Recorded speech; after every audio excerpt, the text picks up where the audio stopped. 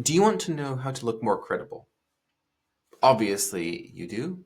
And obviously, you've come to Daily Persuasion with Joshua Lisec to learn that. As you know, or may not, I'm a New York Times bestselling author and co-author and writer of more than 95 books, the vast majority, of course, ghostwritten on a number of nonfiction topics. I'm also a professional and certified hypnotist. It's through this unique lens that I teach you what's really going on in the news and in current events so that you can better persuade the VIPs of your own life and career. You might have noticed that there is a story going around about $50 million for condoms in Gaza. Well, it turned out that it was not Gaza as in the West Bank, as in the Palestine area, as in Israel, as in that conflict, but rather it was $50 million and worth of condoms going to a place called Gaza in Mozambique.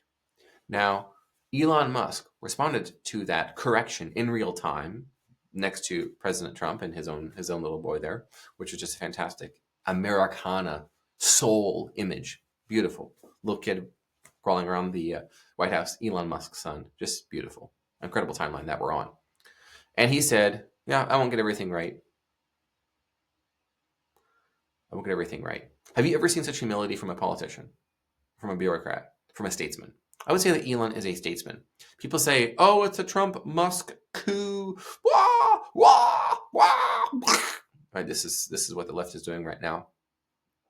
Not realizing, of course, that Elon Musk started a super PAC called the America PAC to support Trump. He worked daily to get Trump elected.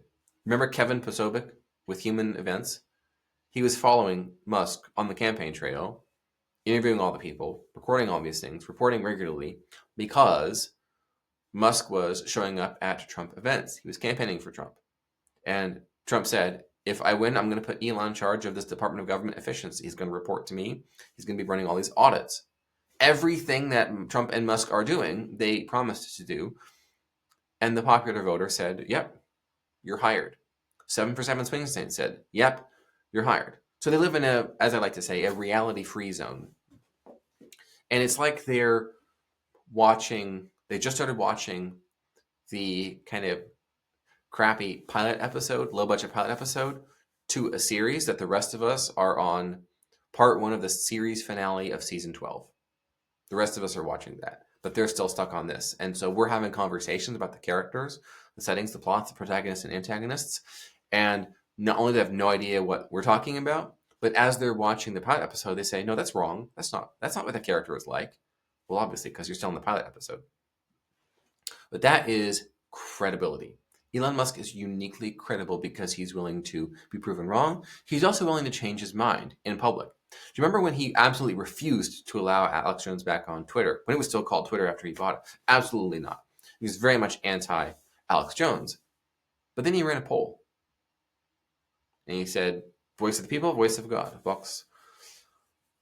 People say, Vox Populi, Vox Dei. But in Latin, there's no V sound. It's actually Vox. And it's not populi.